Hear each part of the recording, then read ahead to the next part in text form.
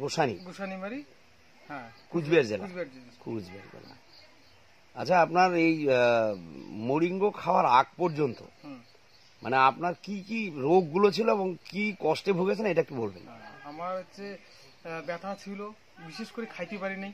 Gas ছিল 4-5 বছর ধরে খাইতে পারি নাই। হ্যাঁ, বিভিন্ন ধরনের মানে এই যে পেশাবের সমস্যা দাঁড়িয়ে গেছে। হ্যাঁ, পায়খানার সমস্যা ছিল।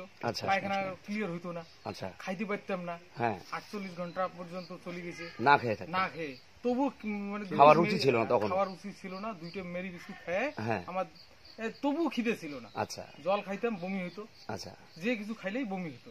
তারপরে শরীর ব্যথা, তারপরে শরীর প্রচন্ড ব্যথা হইতে হইতে আমি বিছনায় পড়ে গেলাম কিছুদিন পরে। ও, তখন বিছনায় পড়ে গেলেন মানে ধীরে ধীরে বিছনায় পড়া পড়ে গেলেন। তারপরে বিছনা থেকে উঠতে পারি না।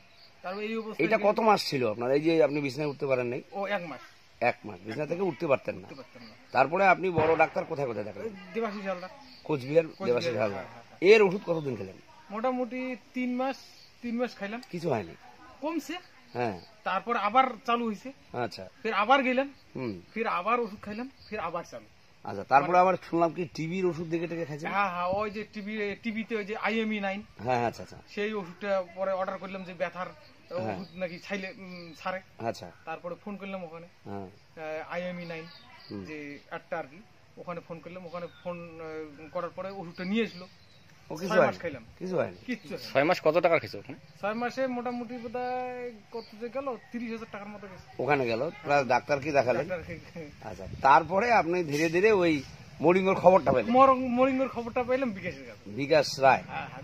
তারপরে মানে লাস্টে তখন আপনি বিছনা থেকে উঠতে পারছেন না? না, অল্প অল্প, হ্যাঁ, মানে অতটা মানে শক্তি ছিল না। আচ্ছা, তারপরে লাস্টে ডিসিশন হলো যে এইরকম যখন পরিস্থিতি, তারপরে বাবা, মানে ওটা অবিশ্বাসের সাথে খাইছেন? হ্যাঁ, বিশ্বাস হয়নি না।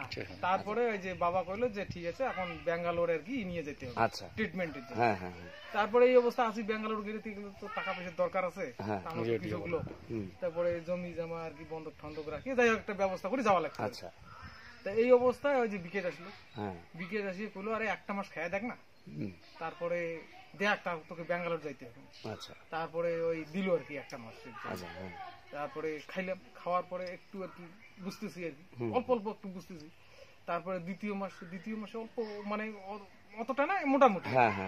তৃতীয় মাসে মোটামুটি শুরু হয়ে গেল, পায়খানা টায়খানা একদম মোটামুটি বেশ ভালো। এখন তো খাওয়া দাওয়া শুরু হয়ে গেল। এখন তো মোটামুটি আমার মা রান্না করে দিতে পারে না, 3 টাইমে এতটা খাচ্ছি। হ্যাঁ, এখন বেশ ভালো। আচ্ছা, এবার আপনার ব্যথা ট্যাথা কিছু নেই? আছে, অল্প আছে। মানে ওই 3 মাস খাচ্ছেন তো?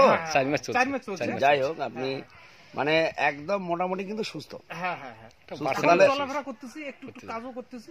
বাহ, হ্যাঁ, আছে মানে অতটা না। ওই বিজনেস শুয়ে থাকার কেস না, বিজনেস শুয়ে থাকার মতো না। বাহ, মোটামুটি। তাহলে মোরিঙ্গো এই যে আপনার এত বড় উপকার করেছে, এর জন্য মানুষের কাছে কি বলার আপনার?